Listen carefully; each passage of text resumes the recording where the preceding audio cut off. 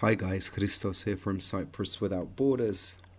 Okay, so last week I went on a little bit of a road trip, and the final destination was this little village here, which isn't even showing up here on the map, but that's where it is. It's called Vretsia. When I zoom in a bit more, you'll be able to also see the name. We drove there from Agios Yannis, which I will never do again. If anybody's planning to go there, I do recommend going along the highway and approaching the village from the west, from Polemi around here, and then make your way over to Vretsia. If you're coming from Limassol, Larnaca, from the east side of the island, I do recommend that you do that because we had been in Agios Yannis here.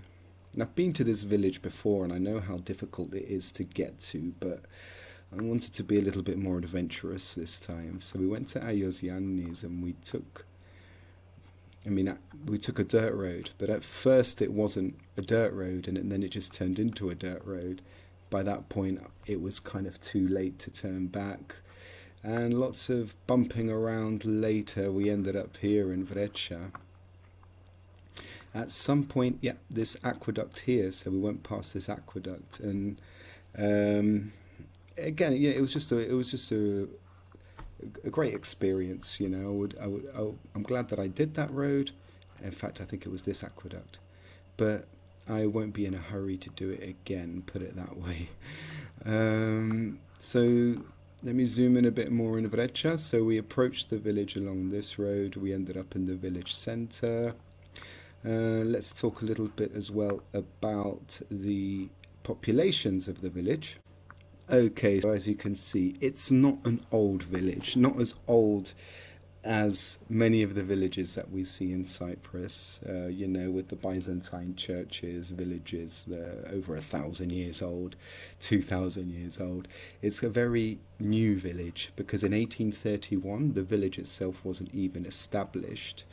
But come 1891, and as you can see pretty consistently, it was almost exclusively inhabited by Turkish-speaking Cypriots. In 1891, this was the first census which was carried out, and that was in the English colonial times, during the colonial times, and there were a few Greek-speaking Cypriots living there, and I find that quite interesting, quite encouraging, just quite comforting to know that we've seen many examples of this where villages were mixed more than that. But how a minority of Greek-speaking Cypriots can feel okay to live in this village, I find that quite comforting. However, post-World War II, the numbers of Greek-speaking Cypriots dropped dramatically. I can't explain why. During this era, I suppose it's during World War II that these figures may have dropped, or that figure. When you get by the time you get to 1960, so this was after the EOGA campaign for NRCs, and eventually the compromise was reached, and the Republic of Cyprus was born, so to speak. And so during that time, I think the communities were already starting to be pitted against each other. And so come 1960, there were no Greek-speaking Cypriots living there at all.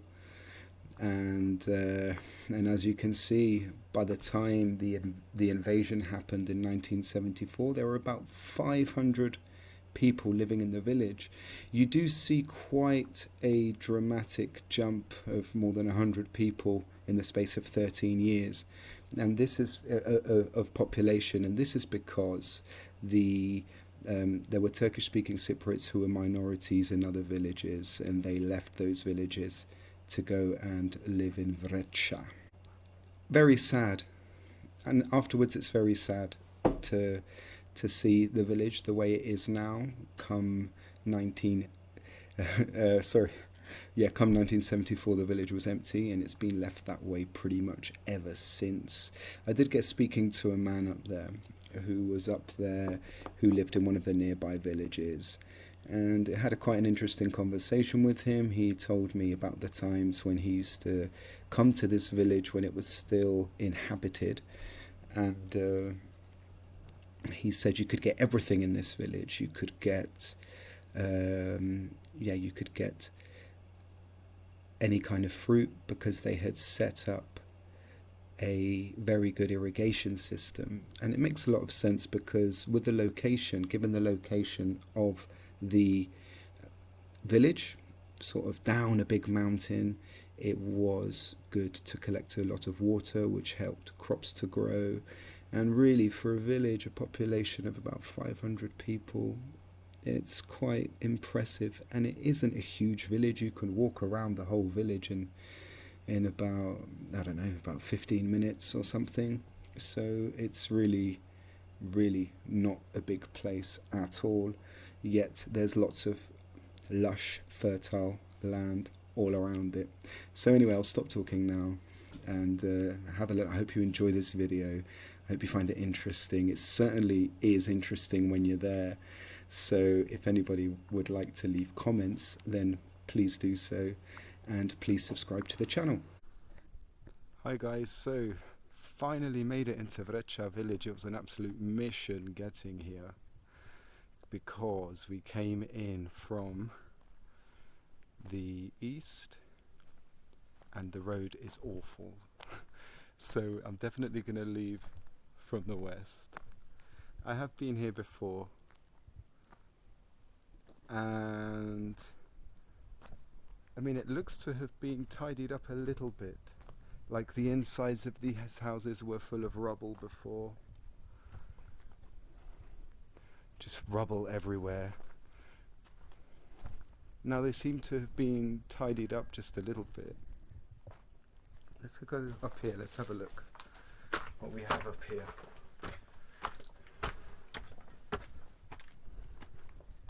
There we go, just somewhere to gain a little bit more height. This roof feels strong enough.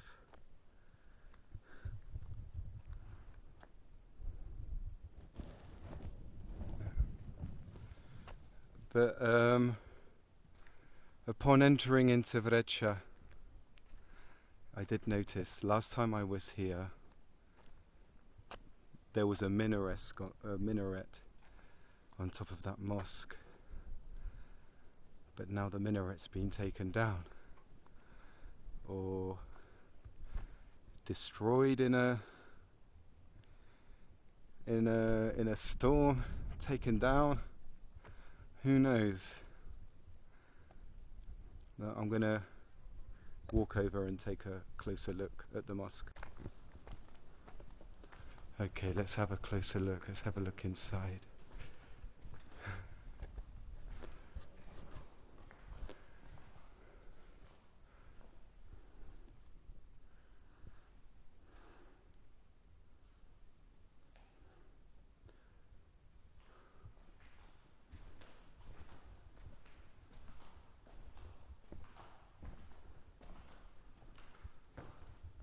So the first time I came here, there was also a banister on the side of this staircase. It was very flimsy. I remember I grabbed hold of it to climb up these steps, and it almost broke then. A bit of graffiti, STN, not sure what that stands for. And over here is where you would come up, and up here was the minaret.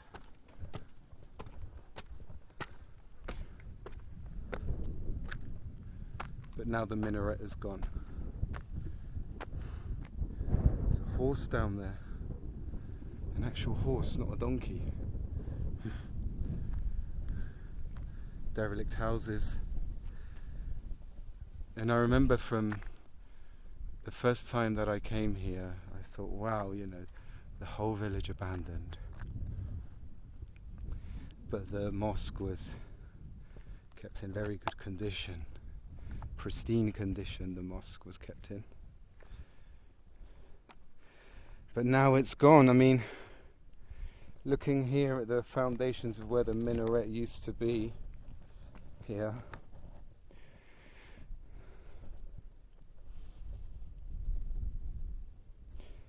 I mean, it does look like it's been removed. If it may have been damaged in a storm and then they came to remove it completely, or it's just been removed completely.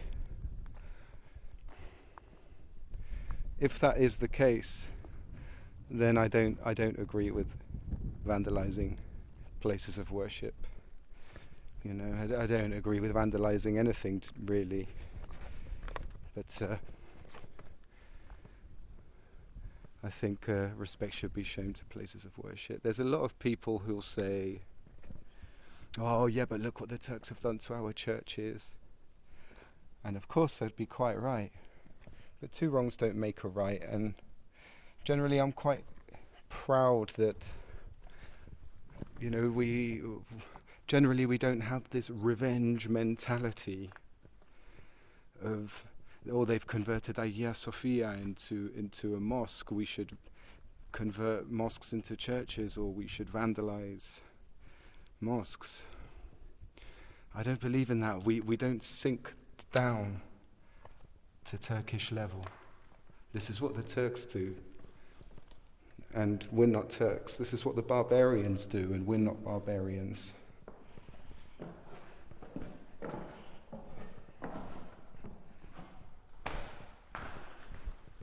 Alright, so let's take a little walk and check out some of these houses. Wow. Saint Nicholas. So there we go, we have the answer as to what STN means. Ais Nikolaos, Saint Nicholas.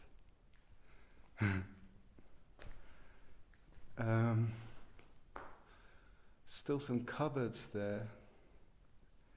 Horse poo. I mean, while this is merely a stable now, it looks like one day, I don't know, right by the mosque, I imagine it could have been the like the village cafenio, the village coffee shop.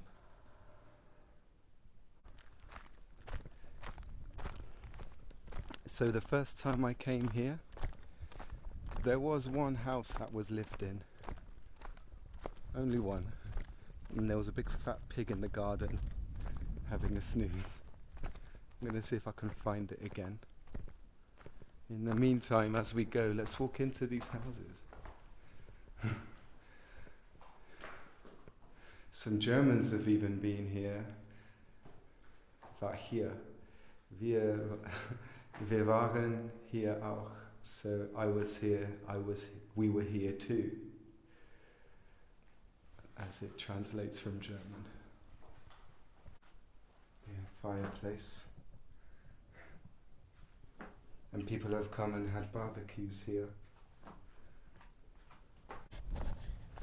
Water supply, 1961. The year of independence, the year the Republic of Cyprus was born, in 1961, a year later, water for the village. This house looks interesting.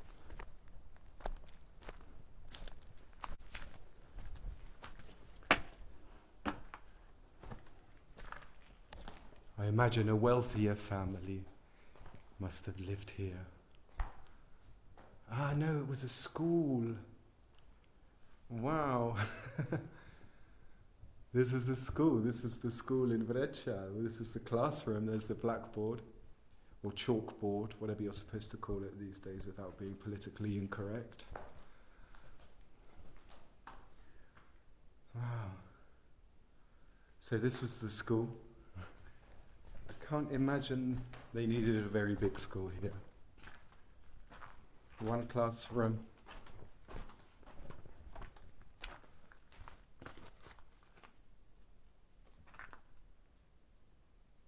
And a second classroom.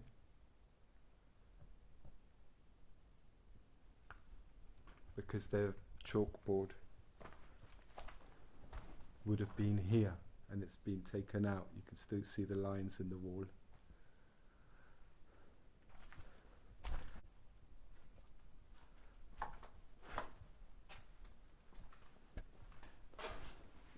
I mean, there's horses running around free up on the hill over there, and I'm wondering, they just come in here themselves? They're free to hang out wherever they want, these horses. And they must just come in here.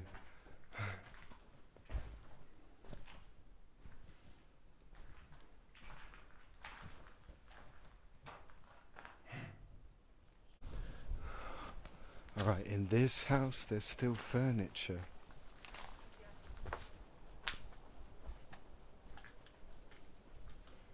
Wow.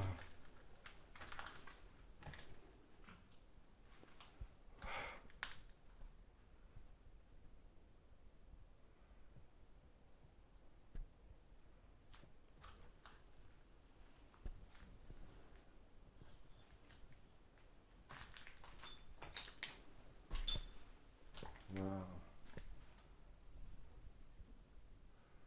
Oh my God.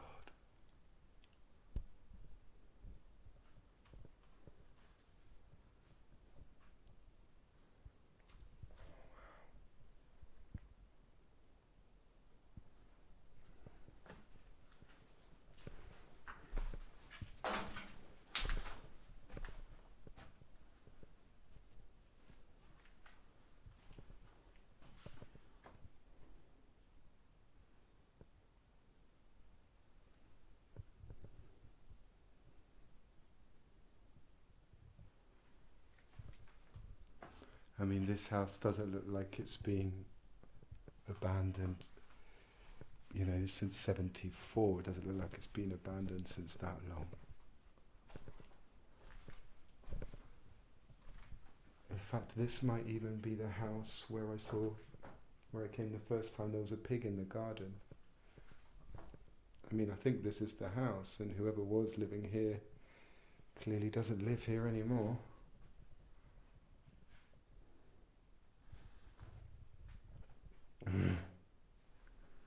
Wow.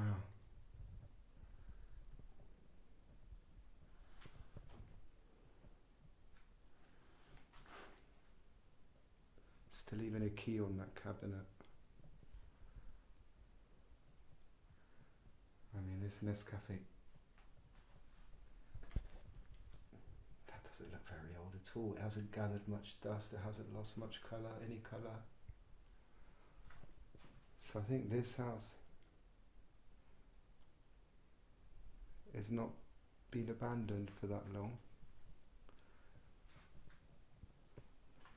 There's still like jars of, is there honey, jams, marmalades in there?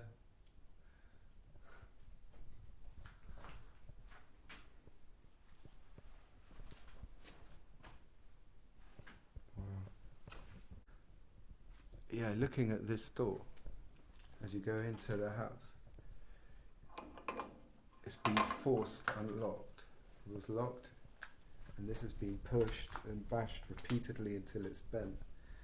And then somebody broke in, obviously the glass smashed with the bending of the metal.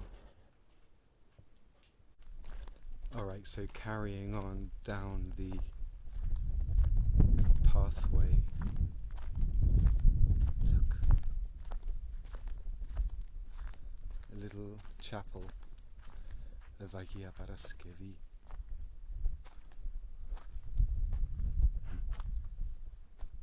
Difficult to know how old it is. It's not very old. Built from terracotta bricks and cement.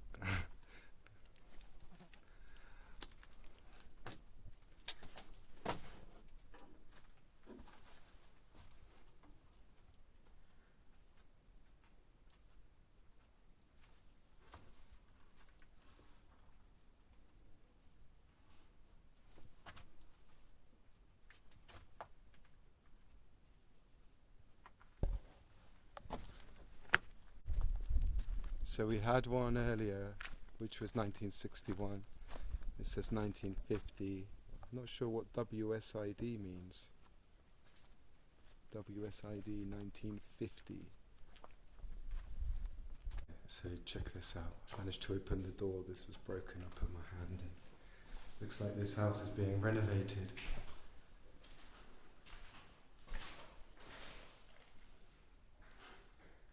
Wow. Bosch cooker. Plenty of rat shit.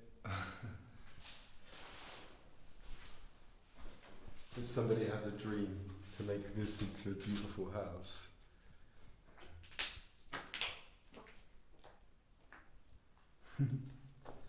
But it looks like they haven't been here to work on it for a while.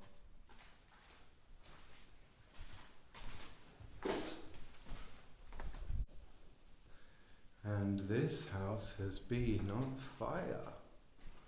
So the population of this village in its heyday, don't forget it's not a very old village. Population at its peak, 498. Alright, here there probably was a statue of Ataturk or something.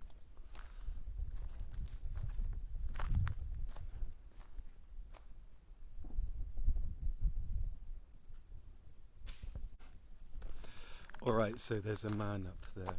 I went and I had a little conversation with him, a nice conversation.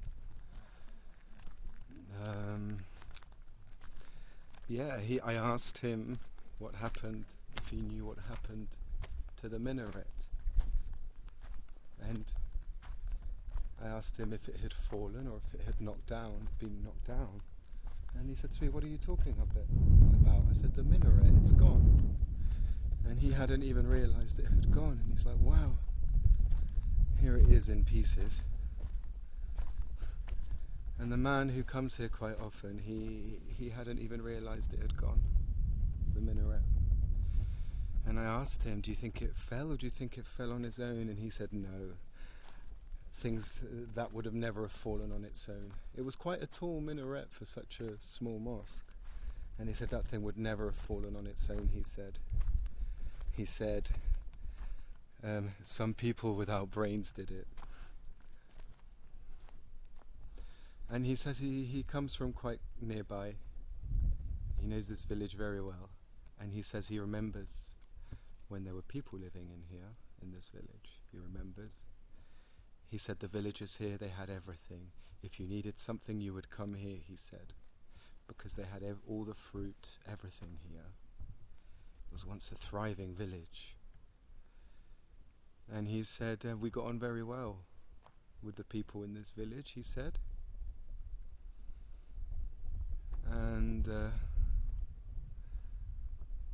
he was very disapproving of what's happened to this mosque. Brainless, he said, brainless people. And he said they used to get on very well here, and he and I both agreed that it was fanaticism that destroyed our island. He's a really nice man. I'm glad I got to talk to him.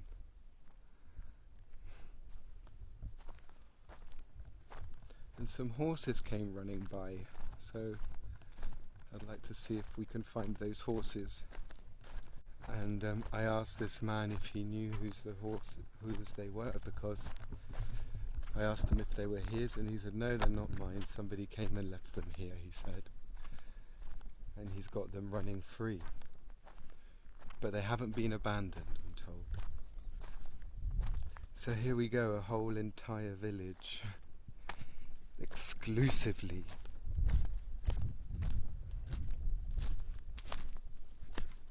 for these two horses. There's one of them.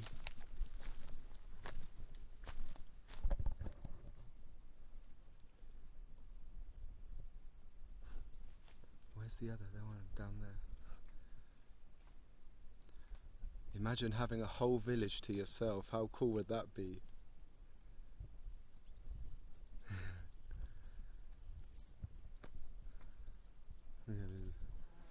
And they're friendly horses. They came up to us.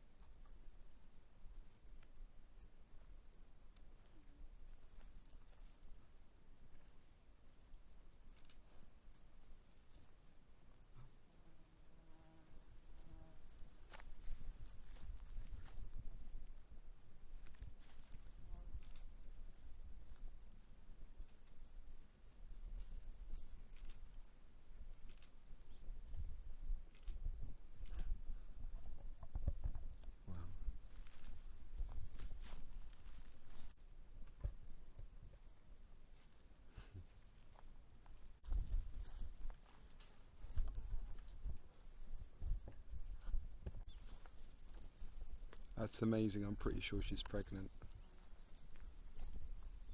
So imagine that. Imagine if these two horses, they start a new horse civilization in Vretsia. Like on Shetland Island, where they have a population of wild horses, and on Dartmoor. So maybe that's the future of Vretsia. A village for horses.